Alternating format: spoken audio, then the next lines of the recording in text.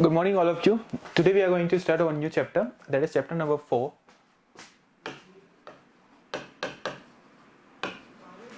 Moving charges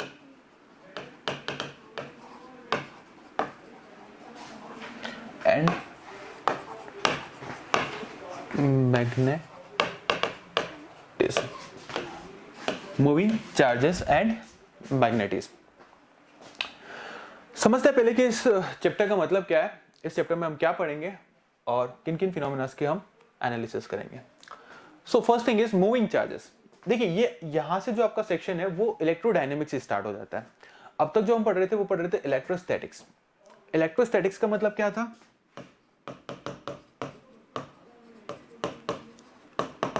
electrostatics जो है वो दो वर्ड से मिलकर बना था,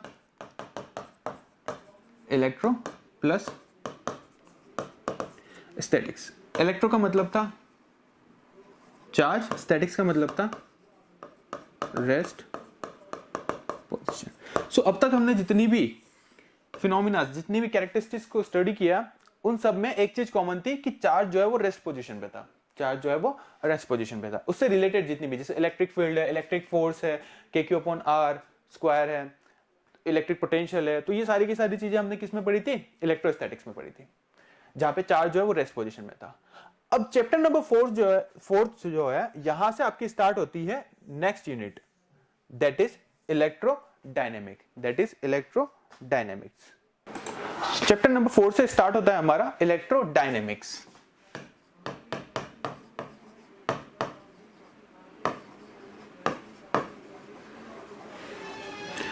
अब इलेक्ट्रोडायनेमिक्स जो है ये भी दो वर्ड से मिलकर बना है, electro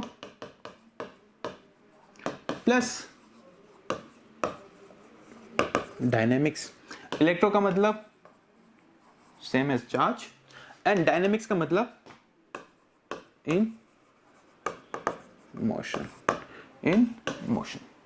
so as the name suggest, electrodynamics का मतलब हुआ चार्ज जो कि मोशन में हो. तो इससे पहले अब तक जो हमने कैरेक्टरिस्टिक्स पढ़ी थी उसमें सब में चार्ज जो है उन सब में रेस्ट पोजीशन पे था, स्टेशनरी था. और अब जितनी भी हम स्टडी एनालिसिस करेंगे उन सब में चार्ज जो है वो किस में होगा? आपका मोशन में होगा. चार्ज जो है वो मोशन में होगा. सो पहले हमने जो देखा था इलेक्ट्रोस्टैटिक्स, उसमें हमने कुछ क्वांटिटीज को स्टडी किया था.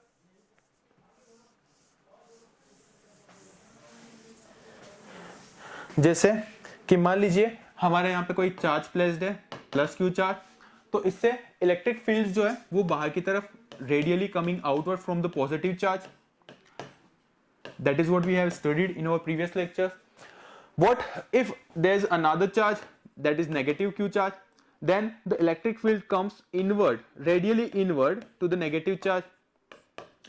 What if we place another charge? Then if it is a positive Q charge, then a repulsive force between both the charges will be applied here. And if we put a negative charge here, then a force of attraction will be comes under the phenomena. Okay, इस case में, इस system में हमारे यहां पे एक और force introduce हो जाएगा. अगर पॉजिटिव चार्ज है तो रिपल्सिव फोर्स हो जाएगा, अगर नेगेटिव चार्ज है तो फोर्स ऑफ अट्रैक्टिव स्टार्ट हो जाएगा. ठीक है, अपने आप इनिशिएट हो जाएगा, जनरेट हो जाएगा. तो ये सारी की सारी कैरेक्टरिस्टिक्स थी हमारी इलेक्ट्रोस्टैटिक्स के अंदर. नाउ अगर हमारा चार्ज रेस्ट पे है तो उसमें इलेक्ट्रिक फोर्स होगा. लेकिन अगर चार्ज जो है वो चार्ज एक पर्टिकुलर डायरेक्शन में मोशन में आ जाए, if a charge starts to move, then what will going to happen? Then there will be a magnetic field generates. यहां पे आपकी मैग्नेटिक फील्ड जो है वो जनरेट होगी. कैसे? प्रूव करके बताते हैं. इसे प्रूव करने के लिए साइंटिस्ट ऑक्सटे ने एक्सपेरिमेंट किया था. उन्होंने क्या किया था? उन्होंने एक सर्किट बनाया, उस सर्किट के अंदर एक बल्ब को कनेक्ट किया, साथ में एक स्विच को कनेक्ट किया और एक बैटरी को कनेक्ट किया. ठीक है. अब जैसे ही उन्होंने इस सर्किट के पास में एक कंपास को रखा, उस कंपास की नीडल जो है वो एक पर्टिकुलर नॉर्थ डायरेक्शन में है ना. कंपास हमेशा किस डायरेक्शन को बताता है? नॉर्थ डायरेक्शन को बताता है. तो उस कंपास की नीडल जो है वो नॉर्थ डायरेक्शन को इंडिकेट कर रही थी. ठीक है, किस कंडीशन में? जब स्विच जो है वो ऑफ है, स्विच जो है वो ऑफ है। जैसे ही स्विच को प्रेस किया, सर्किट कनेक्ट हुआ, इलेक्ट्रॉन्स जो है वो नेगेटिव से पॉजिटिव टर्मिनल की तरफ मूव होना स्टार्ट हुआ और पॉजिटिव से नेगेटिव की तरफ करंट जो है वो इंड्यूस हुई। तो जैसे ही स्विच को ऑन किया, उन सर ने ये ऑब्जर्व किया कि ये जो नीडल है ये डिफ्लेक्ट होना स्टार्ट हो गई। ये जो नीडल है कंपास की, ये नीडल डिफ्लेक्ट होने लग गई।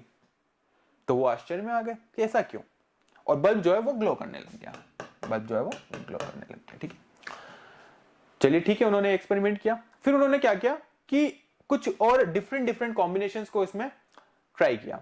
फॉर एग्जांपल उन्होंने क्या किया, बैटरी की जो पोलैरिटी है वो चेंज कर दी। पहले पॉजिटिव नेगेटिव कनेक्ट किया था, अब उन्होंने क्या किया, नेगेटिव पॉजिटिव कनेक्ट कर दिया।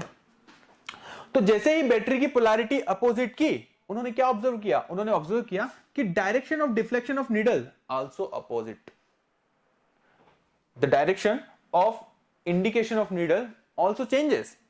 पहले जो लेफ्ट हैंड साइड में इंडिकेट कर रही थी, जैसे ही बैटरी की पोलैरिटी अपोजिट की, वैसे ही डिफ्लेक्शन जो है वो राइट हैंड साइड में होने लग गया। तो उन्होंने यहां से क्या ऑब्जर्वेशंस निकाले? सबसे पहली चीज तो ये निकाली कि जब भी किसी सर्किट में करंट फ्लो होगा, उसके चारों तरफ मैग्नेटिक फील्ड जनरेट होगी, एक मैग्नेटिक फोर्स जनरेट होगा। ऐसा क्यों? क्योंकि इस नीडल को मूव करने के लिए हमें एक एक्सटर्नल मैग्नेटिक फोर्स चाहिए। तो जब स्विच ऑफ था तो नीडल में कोई डिफ्लेक्शन नहीं था, जैसे ही स्विच को ऑन किया नीडल में डिफ्लेक्शन आया। It means there is generation of magnetic force is happening. यहां पे मैग्नेटिक फोर्स जो है वो जनरेट हो रहा है। और एक चीज और ऑब्जर्व की, the direction of magnetic fields also dependent on the direction of the flowing of current. The direction of magnetic field also depend on the direction of current. जैसे करंट की डायरेक्शन अपोजिट होगी, जो magnetic field है उसकी direction भी opposite हो जाएगी, और जो डिफ्लेक्शन है वो भी अपोजिट डायरेक्शन में होने लग जाएगा। तो यहां से उन्होंने कुछ कंक्लूजन्स निकाले कि जब भी कोई चार्ज रेस्ट पोजीशन पे होता है तो उसमें केवल और केवल इलेक्ट्रिक फोर्स लगता है, लेकिन अगर कोई चार्ज किसी पर्टिकुलर डायरेक्शन में मूव करता है तो वो इलेक्ट्रिक फोर्स के साथ में, इलेक्ट्रिक फोर्स कैसे, यहां पे बल्ब ग्लो करने लग गया, इलेक्ट्रिक इक्विपमेंट है, इलेक्ट्रिक फोर्स के साथ में मैग्नेटिक फोर्स या मैग्नेटिक फील्ड भी जनरेट करता है, मैग्नेटिक फोर्स या मैग्नेटिक फील्ड भी जनरेट करता है। तो ये था हमारा basic experiment to prove that a moving charge also creates magnetic force as well as the electric force. Electric force भी create करता है और magnetic force भी create करता है। ठीक है, तो ये था हमारा basic about the chapter that moving charges and magnetism। और इस फोर्स को हम कहते हैं इलेक्ट्रोमैग्नेटिक फोर्स। यहां पे इलेक्ट्रिक फोर्स भी है और मैग्नेटिक फोर्स भी है। तो when a charge moves then electromagnetic force generates. थोड़ा सा रिवाइज करते, क्लास 11 में हमने पढ़ा था electromagnetic force is a universal force, पढ़ा था हमने कि इलेक्ट्रोमैग्नेटिक फोर्स जो है वो यूनिवर्सल फोर्स है। क्या कोई बता सकता है कि इलेक्ट्रोमैग्नेटिक फोर्स जो है वो यूनिवर्सल फोर्स कैसे हुआ? भाई वो तो यहीं पे लग रहा है ना केवल कि जब हमने स्विच को ऑन किया, चार्ज फ्लो हुआ तो इलेक्ट्रिक और मैग्नेटिक फील्ड जनरेट हुई। मान लो यहाँ पे हम स्विच ऑन नहीं करते तो यहाँ पे क्या कोई इलेक्ट्रोमैग्नेटिक फोर्स नहीं है, और अगर इलेक्ट्रोमैग्नेटिक फोर्स नहीं है, नीडल में डिफ्लेक्शन नहीं है, इसका मतलब क्या हुआ, इलेक्ट्रोमैग्नेटिक फोर्स जो है यूनिवर्सल फोर्स नहीं है। तो उसका जस्टिफिकेशन कुछ इस तरह से समझिएगा आप।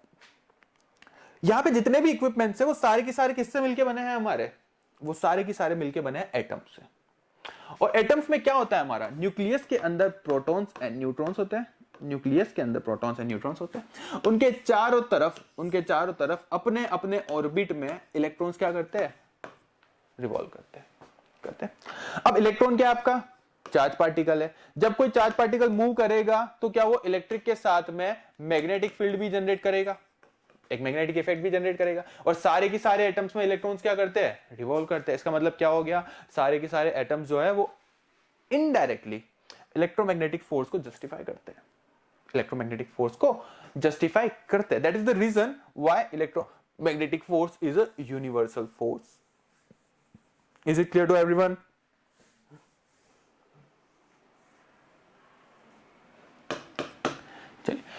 तो ये था हमारा basic about the moving charges and the magnetism. इस चैप्टर में हम फर्दर मैग्नेटिक फोर्स को पढ़ेंगे, मैग्नेटिक फोर्स कहां पे लगता है, कैसे लगता है, क्या कैरेक्टरिस्टिक्स है। उसके अलावा हम पढ़ेंगे कि अगर कोई चार्ज मूव करेगा तो कितने अमाउंट में वो magnetic field, magnetic force induce करेगा। उसके अलावा और कौन कौन सी ऐसी फिनोमिनाज है, ऐसे और कौन कौन से फैक्टर्स है जो इलेक्ट्रोमैग्नेटिक फोर्स को अफेक्ट करते हैं, इन सारे टॉपिक्स के बारे में हम इस चैप्टर के अंदर पढ़ेंगे। ठीक है।